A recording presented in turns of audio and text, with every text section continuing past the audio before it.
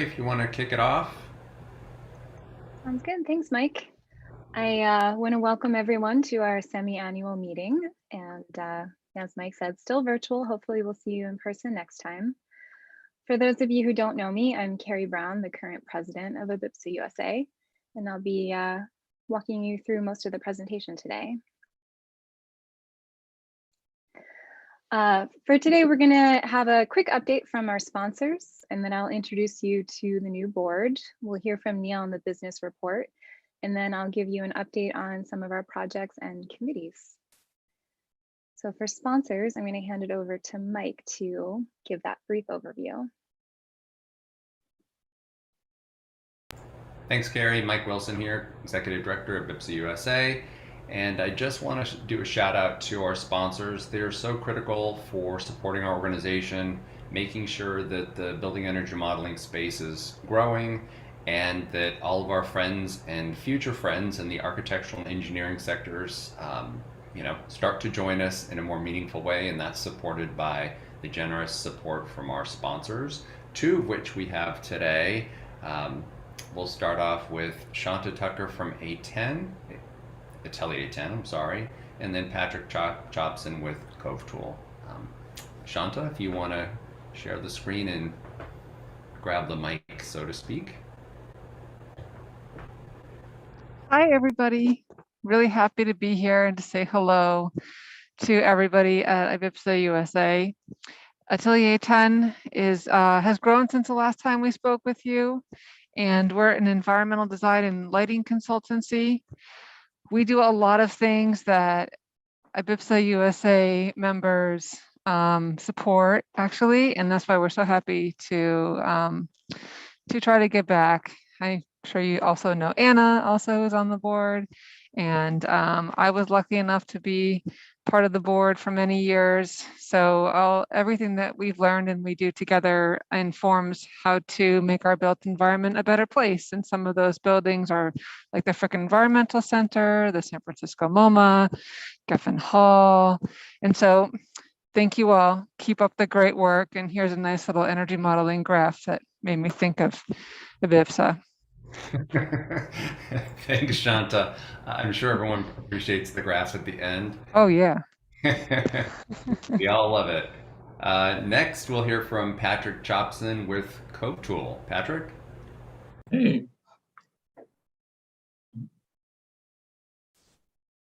Hey, I'm really glad to talk to you all today to let you know we're making a lot of progress over here at Cove.tool, working on both our 3D stuff, we're being able to analyze all the different parts of the building. And we also got our new load modeling tool, which you may have heard about. It allows us to do a lot of things with very dynamically take models from architects' Revit files and be able to translate them to multi-zone models using Energy Plus. And we've been fortunate enough to be able to collaborate with the Department of Energy and guys over at NREL to really work with getting Open Studio fully integrated into the platform.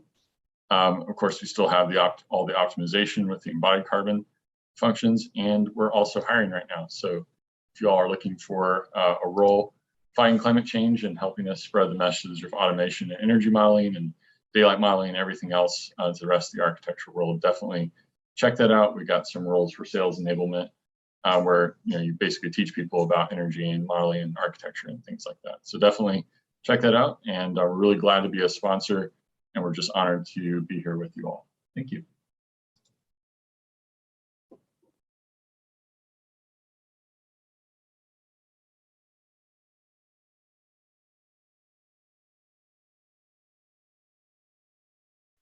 Thank you so much for your updates and to our sponsors in general.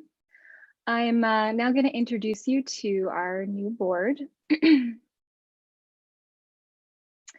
I first want to say a thank you to Panos and Rahul, who are stepping off the board this year. We greatly appreciate your time that you've given the group, and we really wish you well. Last year, we switched to having annual elections where half of the board is up for election and half of the board stays on as part of their 2-year term. So this year we have 7 continuing directors who weren't up for re-election. Anna, myself, Dimitri, Drew, Kylene, Neal, and Supriya will all be continuing in the second year of their term. Of the incumbents who ran, all 6 of them were re-elected. That's David, Eddie, Matt, Nathaniel, Tim, and Jayati. And Jayati was our students director last year, and she's now joining us as a full director. So we're very excited to have her on board. We now have 2 new directors, Sarah Motometti and Ruiji's son. Ruigi is going to be taking Jayati's role as the student director. So congratulations, Sarah and Luigi.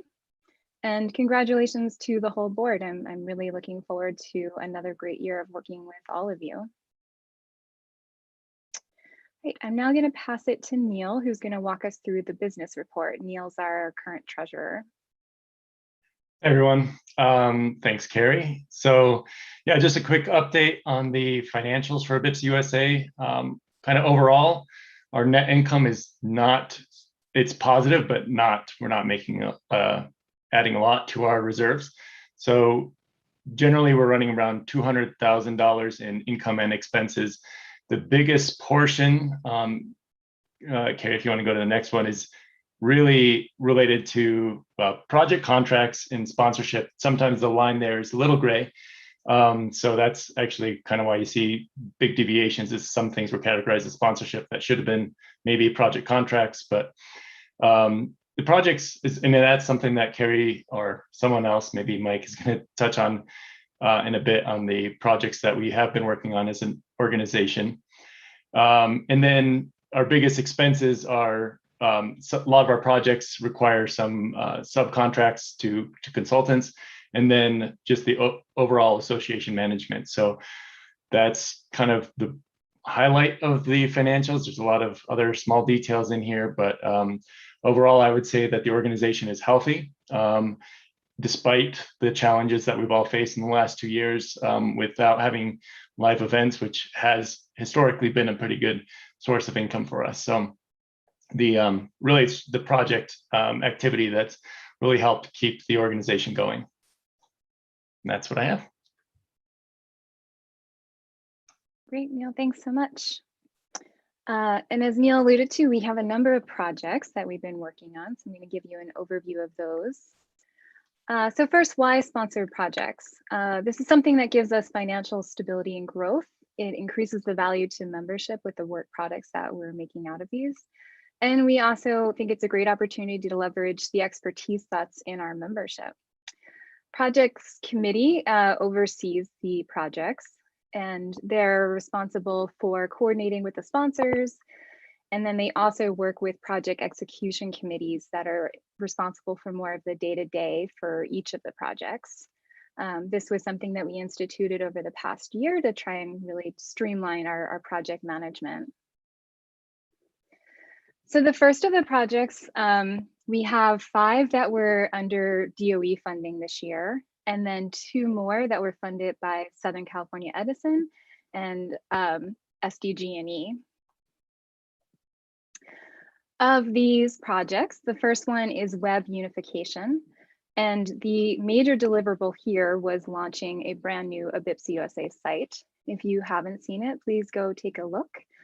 And the overall idea is that we wanted to integrate all of our existing websites, because up until now they were kind of a bit disjointed. So we have things like Stasio, Best Directory, Bemcyclopedia, all living under one parent website.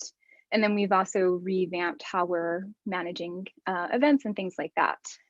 And as part of this process, we also got a fancy new logo, which you'll see on our slide. So we're really excited to do some rebranding on that. The next project is the BEM industry analysis. This is phase 2 of a project.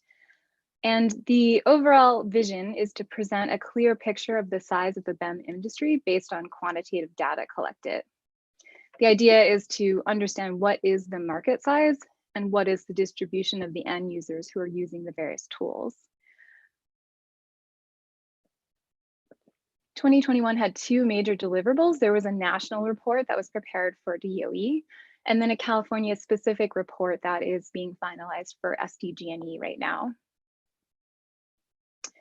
Another project is building data exchange. The vision here is a balanced committee developing consensus documents for building data exchange and providing educational material for the greater IBPSA-USA membership. Their deliverables this year, they've been working on the climate data specification for public review. And then on outreach side, they've been working on website updates and hosting a number of webinars.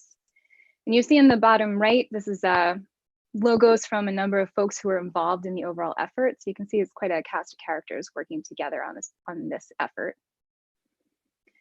Project Stasio is a project that's been going for a number of years right now. The overall vision is a self-sustaining website, which can serve as the go-to repository of visualizations for simulation results. And the specific deliverables for this year was an updated website to be integrated with the website that I mentioned before. And they also launched a competition. The simple box modeling competition will be announced soon. And then the next project is BEM Cyclopedia. And the vision here is the energy modeling database. This is intended to be a wiki where you can, go for anything that you want to know about energy modeling. It's still in early stages. So this deliverables, we're working on the website and developing materials for a box training piece of it. Model Efficiency has been leading the website development, and then Coldwell Consulting assisted with the box model training material this year. For 2022, we have another 5 projects that are funded by the Department of Energy so far. The first is a national BEM certification program scoping study. BDE Group will be continuing their works on a BDE infrastructure project. We'll be introducing a hackathon at this year's SimBuild.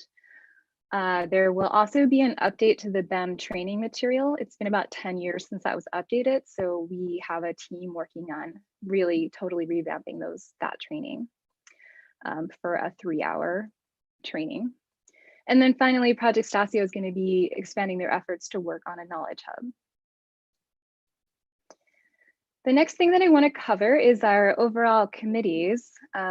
If you're not familiar with our committees, we have quite a few right now. The first that I wanted to talk about is the research committee. So they're generally promoting research activities and building performance. They have 3 working groups: architectural simulations, emerging simulation technology, and urban scale simulation.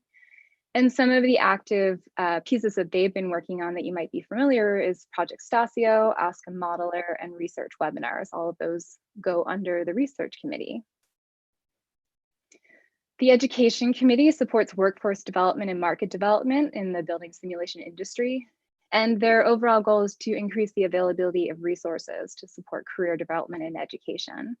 They host a number of webinars and support various efforts. And few people from this committee will be helping update the BEM training slides, BEM training presentation this year.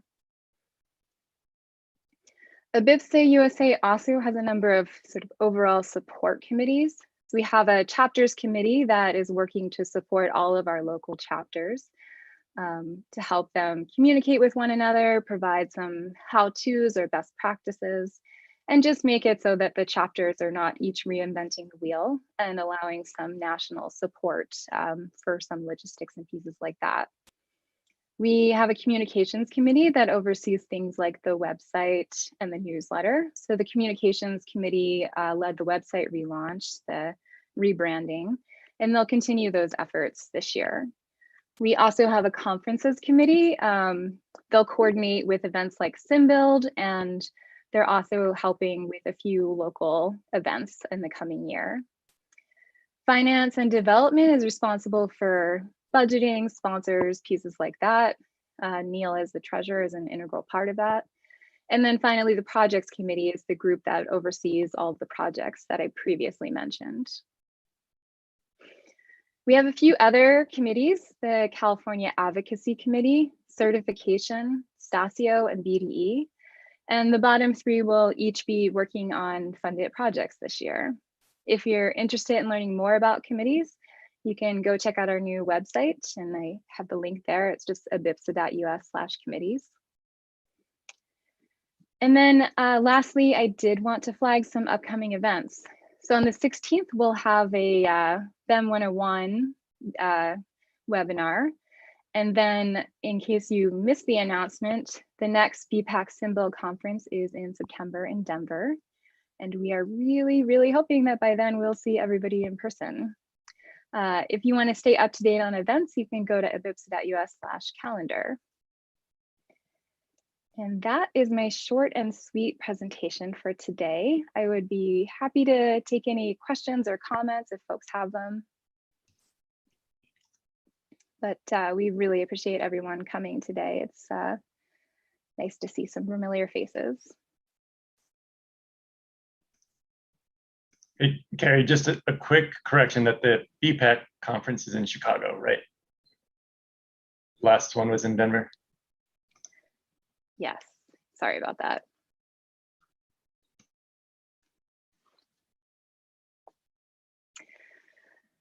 All right, well, I would thank everyone for coming today, and I really want to welcome Sam Luigi to the board. We're really looking forward to working with you.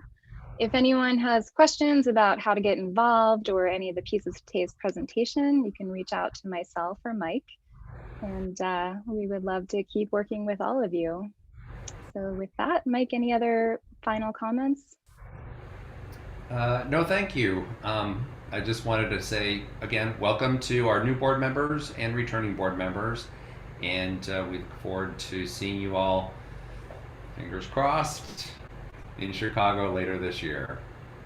And Luigi, I'll be calling you for coffee here in the next week or so. All right, well, thanks everybody. Appreciate you showing up, and have a great rest of your day.